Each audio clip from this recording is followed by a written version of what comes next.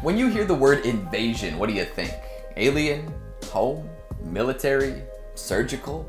Any is valid and all can be pretty freaky, which is why so many horror movies feature them in one way or another. To ensure that we're hitting all the marks, we've put together a list of the top 5 scariest horror movie invasions. But before we get to the list, we've got an exciting message from the sponsor of today's video.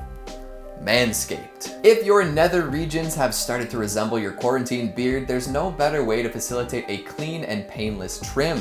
The good folks over at Manscaped have spent countless hours perfecting the ball trimmer to prevent you from ever nicking your precious bag of jewels ever again. If you pick up the Perfect Package 3.0, you'll get both the lawnmower, which can keep your below the shoulders area spick and span, and the weed whacker for those hard to deal with nose and ear hairs. The Lawnmower 3.0 is the latest and greatest in ball trimming technology, with a cutting-edge ceramic blade meant to reduce unhappy accidents, a 90-minute battery to allow for longer grooming sessions, and even an LED light to help facilitate precision moves. Hell, it even comes with a sweet little charging stand to keep that 7,000 RPM motor with quiet stroke technology purring. If you're listening to this and have ever considered upping your personal hygiene game, look no further. You've got to try this out. Get 20% off and free shipping when you use the code MOSTAMAZING20 at manscaped.com. For the best bang for your buck, consider getting the Perfect Package 3.0 kit. As a subscriber, you get 20% off everything and a replacement blade for your lawnmower every 3 months to keep it clean and sharp. Plus, right now you can get 2 free gifts with your order: this wicked shed travel bag and a pair of high-performance anti-chafing Manscaped boxers. It's like wearing a cloud. And remember, your balls will thank you.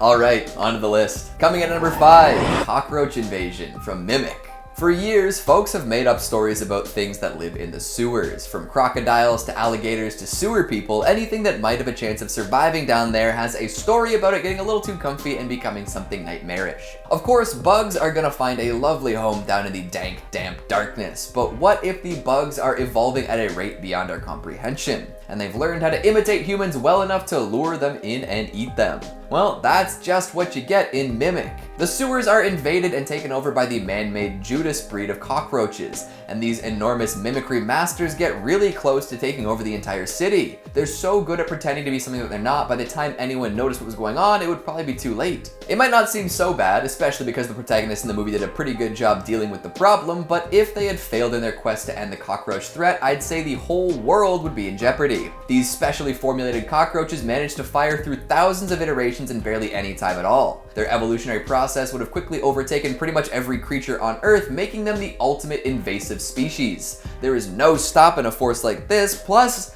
they're ugly as sin. Nobody wants to come face to face with that. Coming in at number 4, we've got a zombie military crazy invasion from the Crazies. A lot of the time, folks tend to associate the word invasion with militaries. They're a classic duo, they go together like that. You have a strong fighting force, well, it's time to invade somewhere and enforce your will upon the people.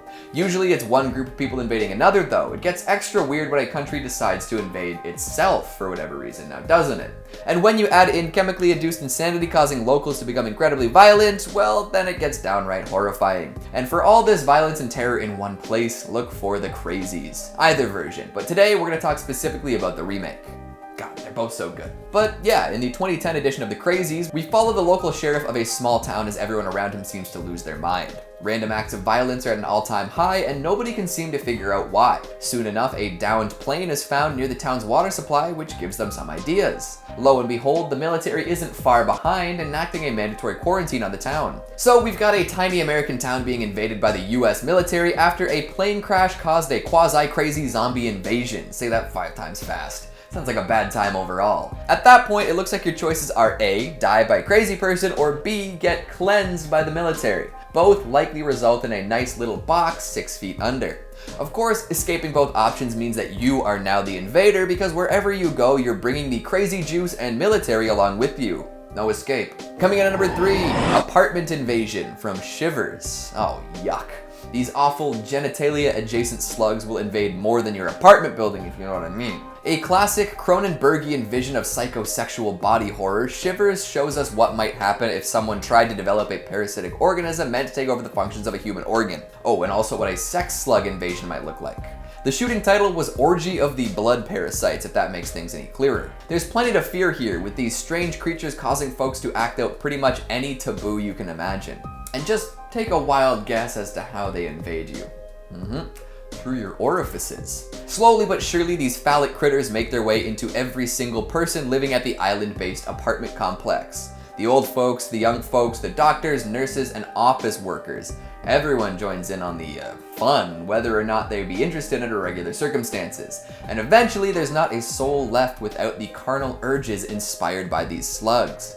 At that point, everyone hops in their cars and heads towards the city proper. Montreal is not prepared for an invasion like this. Coming in at number 2, an alien invasion from dark skies. I'm sure everyone watching this has been waiting with bated breath for the extraterrestrial threat to be brought up. Alien invasions are classic horror movie fare, and I've selected an especially creepy one for today's list. Dark Skies develops such a creepy atmosphere throughout its runtime and really keeps you guessing until that last moment. After a number of strange events puts a family on edge, they reach out to an extraterrestrial specialist. He informs them that their family is likely being targeted by what is known as the Greys, and that the first person they reveal themselves to will likely be abducted. As it turns out, this is their son Sammy. They attempt to protect him in any way they can, taking wild precautions as the visits increase in frequency and intensity. Apparently these aliens have been doing this to families for a while, and nobody knows what happens to those who disappear. Large-scale alien invasions like those depicted in War of the Worlds are scary for sure, but when the invasion is subdued and sneaky and oh so personal, it can be absolutely bone-chilling.